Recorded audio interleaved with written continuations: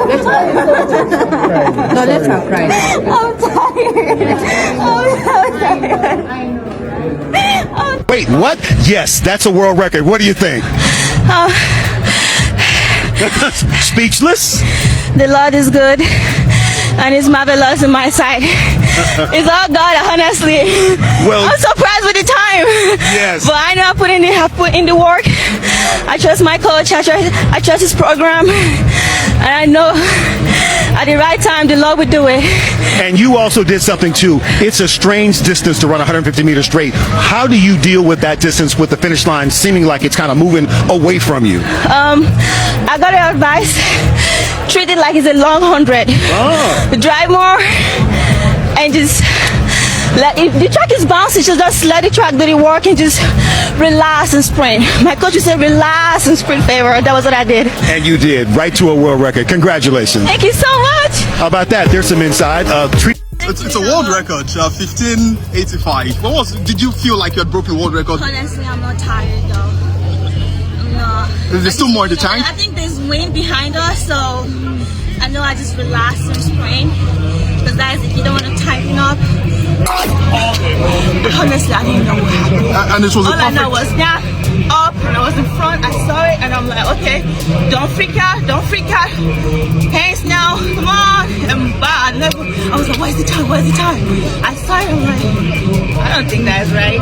But I ended up being right, so I'm just grateful to God for the whole thing. And it's a perfect ring, 2.0. Yeah. But I mean, you were here last year with Candace Hill. You had run 16.3, I think. Yeah. But now, I mean, lowering that to this mark. I mean, what does it say about where you are in terms of your physical shape? I think we're taking it one step at a time.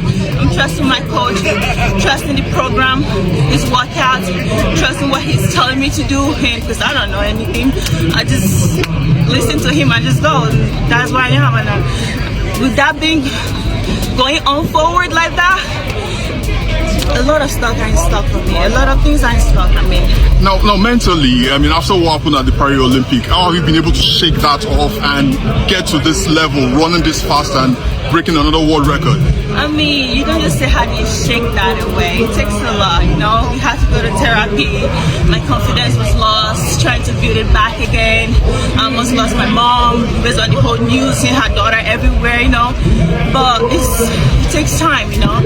But I'm trusting God with the whole thing, believing that He said at the right time He would do it. And I'm trusting Him gradually. And I'm living the rest. I'm not thinking no more. But I'm just, you know, trying to bring my confidence back little by little, and I will get there. By not being tired, does that just mean it was a perfect race, or does it mean you have more in the tank? Because when you're not tired, it means you run good. You run good. Thank you, guys. What are you going to do? Don't wait time. Let me call my coach now. The breaking news today, what looks like a significant move that has sent ripples through African athletics. Sprint star Favour Ofili has officially switched her allegiance from Nigeria to Turkey, effective as at May 31st, 2025. This decision follows months of uncertainty and tension, with one of the major catalysts being the misconduct and administrative negligence she reportedly faced from the Nigerian Athletics Federation. During the Paris 2024 Olympics, she qualified for the 100 meters, but she was not registered.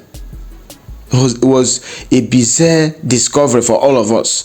Sources close to the athletic point to management, lack of support, and poor communication as key factors that left her deeply frustrated during one of the most important moments of her career. And that's what happened. All of us were surprised. Favour Ofili, as of today, she's the current world record holder in the 150 meters event with 15.85 seconds.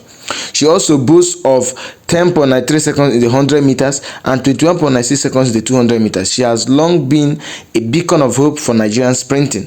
From her impressive NCAA dominance to her global championship appearances, she carried the green and white with pride until the system she represented failed to reciprocate. This decision marks a new chapter for the 20-year-old who will now compete under the Turkish flag, and Turkish people will welcome her with open arms. As she steps into this new phase of her life now, the athletic world will be waiting to see how she builds her legacy, not just as a sprinter, but as an athlete who stood up for her words. If you leave it with my own opinion, I would say Favour I mean, you took time to even quit, to switch allegiance from Nigeria to Turkey, because everything in Nigeria is meant not to help you thrive, not to help you develop, not to help you succeed. Just look at Nigeria now. Look at what happened at the just concluded Joint Admission and Matriculation Board. How students, secondary school graduates, wrote the exam, and it happened that a lot of computers that were used to write the exam malfunctioned, and all we could get from the registrar is just to come out and cry publicly. And he did not resign. He was not penalized. So Favour Ofili, this is a wonderful step in the right direction.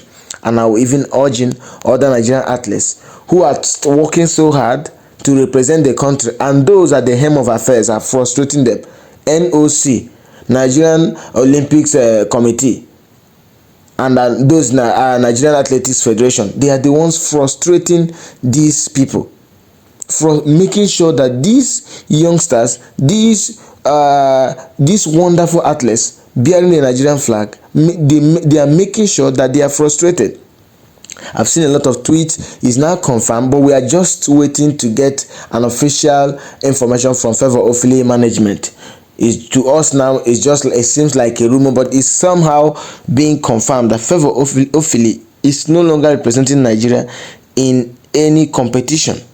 Sources from Jamaica News Center television indicates that Favour Ofili has begun the process of transferring her international allegiance to Turkey. She started that already since May 31st.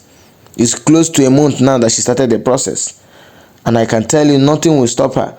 According to the report, Ofili informed the Athletics Integrity Unit that her decision was driven by years of frustration with administrative failures by the Athletics Federation of Nigeria (AFN) and the Nigeria Olympics Committee (NOC). They have frustrated this lady, and to her, she says it's not just for financial reasons.